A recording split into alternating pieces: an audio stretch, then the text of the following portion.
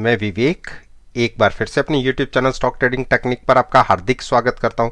दोस्तों, आज एक बहुत बड़ा नेगेटिव सेशन देखने को मिला और एक टाइम तक तो हमने निफ्टी के अंदर तकरीबन 500 पॉइंट की भी गिरावट देखी। हाँ, जाते जाते जरूर रिकवर हुए तकरीबन 150 पौने 200 पॉइंट, लेकिन क्लोजिंग हमारी अच्छी बड़ी गिरावट के साथ ही हुई है।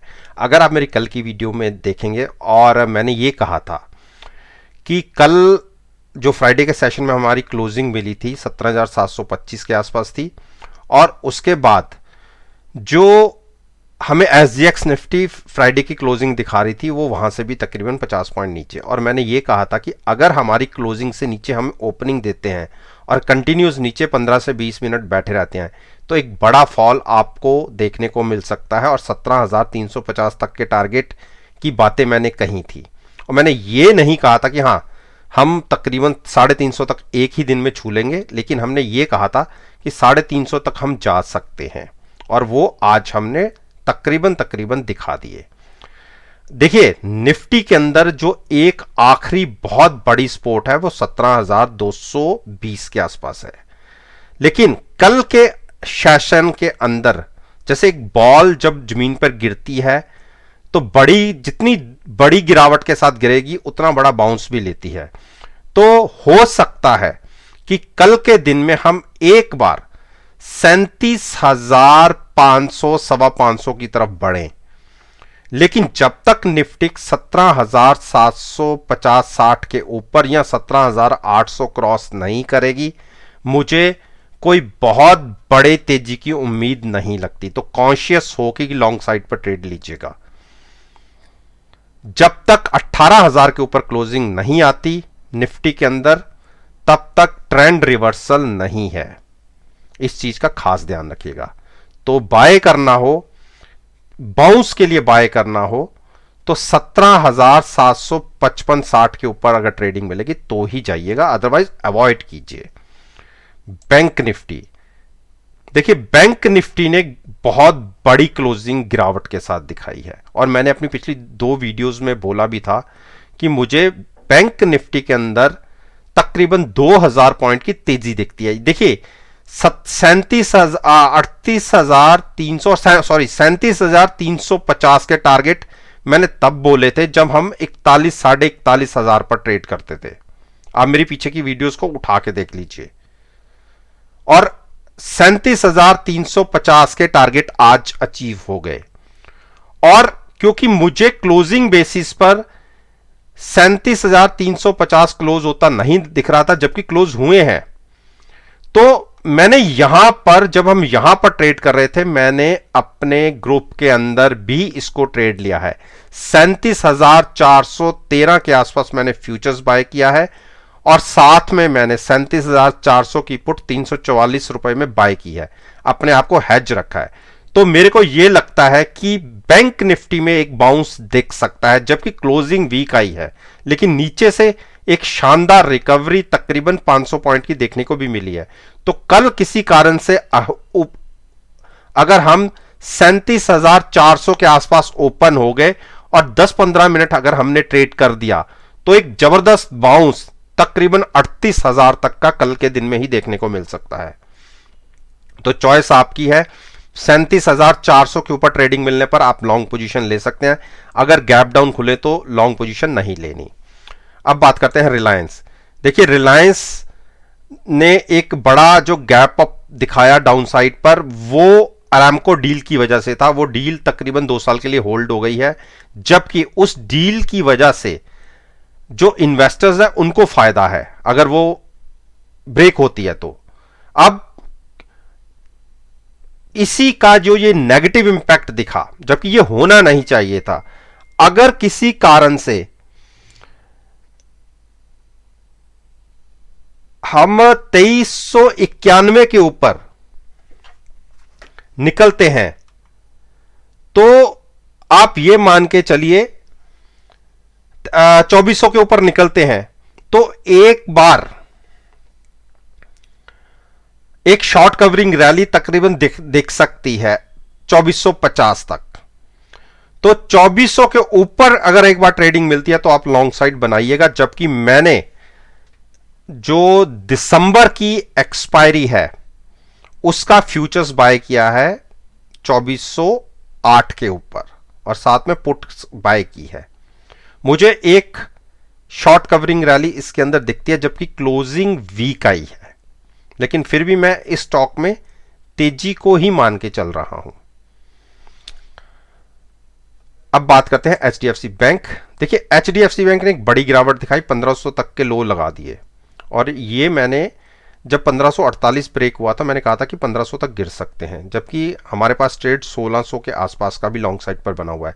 तो उसके अंदर पुट के अंदर बहुत ह्यूज प्रॉफिट है। हाँ फ्यूचर्स में उससे ज़्यादा नुकसान है, लेकिन अब देखिए हमारी एवरेज कितनी नीचे की आ जाए। तो अगर मैं पुट के प्रीमियम को माइनस कर दूं तो तकरीबन जो हमारी लॉन्ग साइड की एवरेज ही 1540 के आसपास आ जाती है। तो बहुत अच्छे प्राइसेस हैं इस हिसाब से हमारे पास।